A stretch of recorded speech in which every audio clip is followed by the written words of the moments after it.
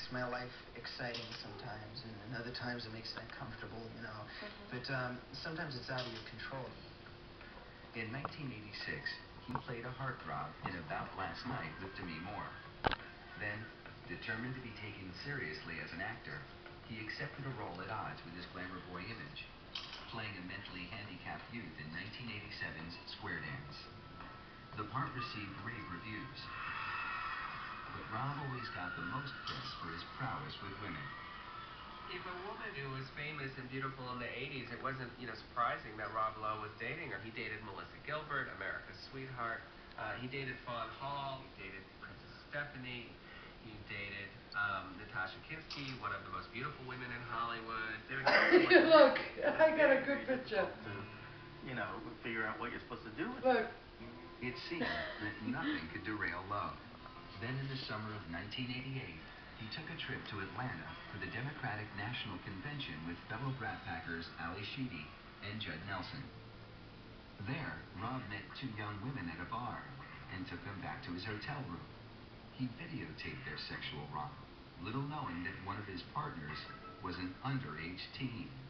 This was one of the very first videotape scandals. The sex tape scandal really damaged Rob Lowe's career. This was a guy who people did not want to go near him. This was totally embarrassing and really just damaged his reputation beyond repair.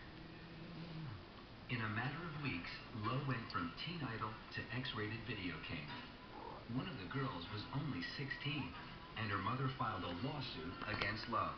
His female fans were, disgusted and outraged. And Lowe soon compounded the damage. But you said goodbye to Clumpy and Sleepy, left the dwarf behind, came to town to stay. And probably even more than a sex tape, his colossal bad move was dancing and singing with Snow White at the Oscars. It was one of the most excruciating moments to watch in Oscar history. It was so uncomfortable. You were embarrassed for him if you were watching 40,000 miles away. It would take years for Rob to rebuild his career, beginning with a classic appearance on Saturday Night Live in 1990. Lowe poked fun at himself in a skit where he received a spanking from Dana Carvey's Church Lady. Curry. Saturday Night Live has been a vehicle for a lot of people that have gotten themselves in trouble. And, here's Rob Lowe. He's the butt of a lot of jokes himself, and it was just so funny, and all of a sudden, Rob Lowe wasn't the butt of jokes.